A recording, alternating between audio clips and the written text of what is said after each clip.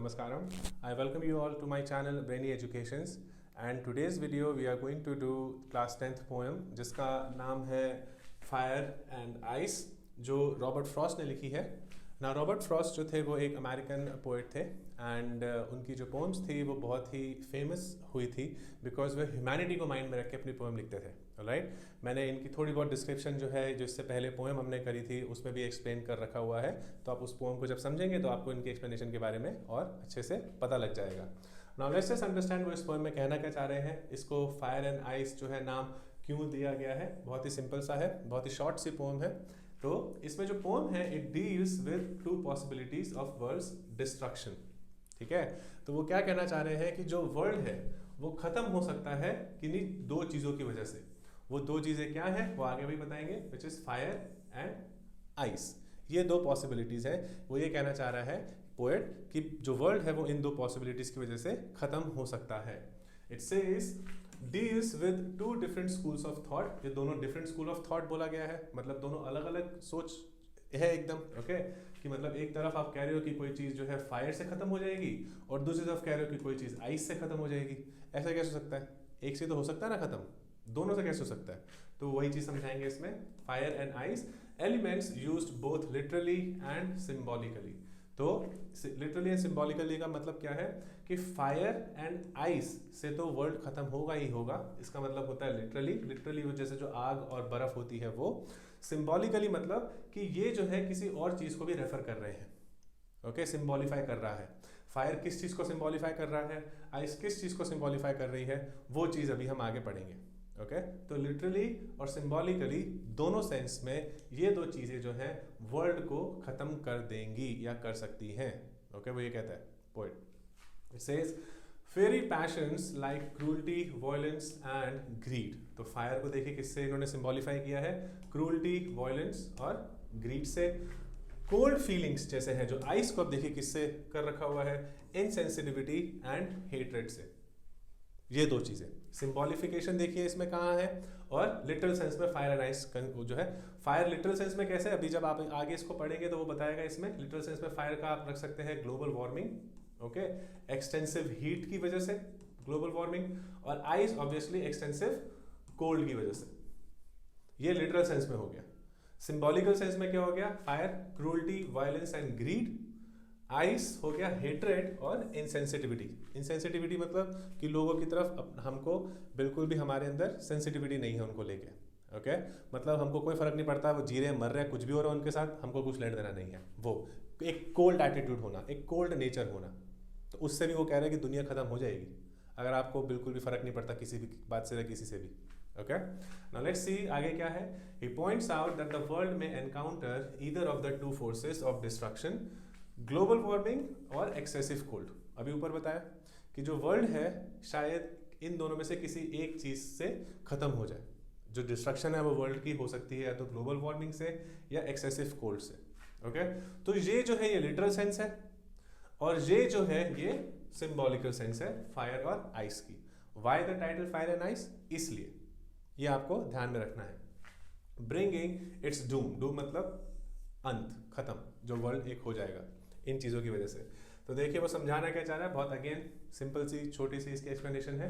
It says he presents to contrasting views on how the world will and. दो अलग अलग views present किए गए हैं, फायर एंड आइस, ठीक, based on scientific theories, excessive heat और फ्रीजिंग कोल्ड। या तो एक्सेसिव हीट की वजह से खत्म हो जाएगा वर्ल्ड, जैसे कि ग्लोबल वार्मिंग, या फिर फ्रीजिंग कोल्ड की वजह से खत्म हो जाएगा कि सब आइस एज में वापस जो है वर्ल्ड चला जाएगा। आइस एज में गया नहीं, पूरी धरती जो है चम जाएगी और सब वैसे ही खत्म हो जाएंगे।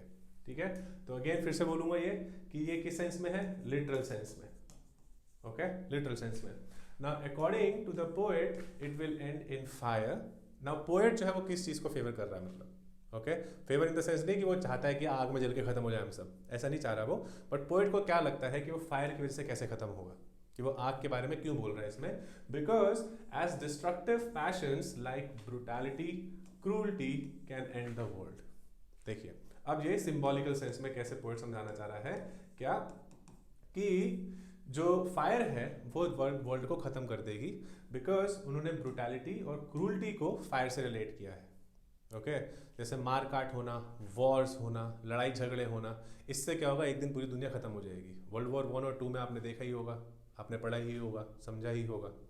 तो अगर वर्ल्ड वॉर 3 हुआ, सब कुछ खत्म होने के पूरे पूरे चांसेस हैं। तो उसको फायर से रिलेट किया है। Okay these emotions if intensified have the tendency to consume the world। अगर इन इमोशंस को इंटेंसिफाई कर दिया जाए, मतलब बढ़ा दिया जाए, ओके लोगों में क्रूअल्टी बढ़ती चली जाए, ब्रूटैलिटी बढ़ती चली जाए, तो एक दिन ये दुनिया को कंज्यूम कर लेंगे, खा जाएंगे और दुनिया खत्म हो जाएगी। ओके इसलिए वो फायर को फेवर कर रहे हैं। Now ice represents hatred, jealousy, apathy. तो आइस जो है वो किसको रिप्रेजेंट कर रही है, सिंबॉलिफाई क्या कर रही है आइस, हेट्रेड को, जेलेसी को, ओके और एपैथी, मतलब कोई फर्क नहीं पड़ना, बिल्कुल सिंपैथी नहीं होना किसी को लेके, उस चीज को सिंप्लीफाई कर रहे हैं। Now such violent passions poses a threat to the humanity and the world. वो कह रहा है कि ये भी जो है, ये भी अगर आप चीजें समझेंगे तो इससे भी ह्यूमैनिटी को खतरा है और दुनिया को खतरा है। ठीक है ना, fire and ice. Now people have lost affection and sympathy, suppressed human values. तो लोगों के क्या है, लोगों के अंदर से अफेक्शन जो है खत्म हो चुका है, लोगों के अंदर से सिंपैथी खत्म हो चुकी है, नहीं रही है, वो यही कहना चाह रहे हैं।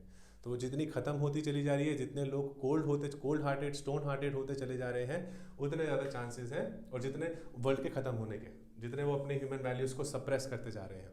Okay intensified self centred nature, सिर्फ अपने बारे में सोचना, सिर्फ और सिर्फ मैं ही हूँ, सेल्फ सेंटर्ड होना। ओके इंटेंसिफाइड, बहुत हद से ज़्यादा होना, of human may one day be responsible for the world's doom. हाँ कि सिर्फ और सिर्फ अपने बारे में ही सोचना, सिर्फ मेरा फ़ायदा होना चाहिए, बाकी सब भाड़ में जाए। वैसे ही क्योंकि शुरू इंडिविजुअल से ही होता है, फिर सोसाइटी पे जाता है, फिर कंट्री पे जाता है, फिर वर्ल्ड पे जाएगा एक दिन, है ना। कि अगर हर एक कंट्री अपना अपना सोचने लग गई और दूसरी कंट्री का ना सोचे तो ख़त्म है दुनिया, उनको क्या फ़र्क पड़ता है। जैसे आपने देखा होगा कि इंडियन गवर्नमेंट जो है, जब फेमिन आया था, ओके तो किस तरीके से उन्होंने और भी देशों के बारे में सोचा, नहीं सोचती, ना सोचती क्या फ़र्क पड़ता उसको, बट उन्होंने सोचा तभी तो थोड़ा बहुत पॉपुलेशन बची है, नहीं तो कितनी ख़त्म हो जाती अगर वो वैक्सीनेशन सप्लाई नहीं करते तो, नहीं हेल्प करते तो, राइट। तो वो चीज़, राइट। नाउ इस पोएम में सिर्फ यही चीज़ समझाई गई है, फायर एंड आइस में। ज़्यादा कुछ एक्सप्लेनेशन में है नहीं, इतना ही आपको समझना है। इसी से रिलेटेड आप लोग अगर आंसर लिखाएंगे तो आपके मार्क्स आने के अच्छे चांसेस हैं। एंड आई विल ट्राई कि मैं इनके क्वेश्चन आंसर्स की भी एक्सप्लेनेशन की वीडियो बना दूँ, ताकि आप प्रॉपरली आंसर्स भी लिख सकें। And if you like the video then do subscribe to my channel. और अगर आपको चाहिए कि मैं वीडियोस बनाऊँ क्वेश्चन आंसर्स पे भी, तो प्लीज़ कमेंट से मेंशन कीजिएगा, I will definitely make videos on them. Please like my video and share भी इसको ज़रूर कीजिएगा। I will be back with the next chapter और the poem soon. Thank you.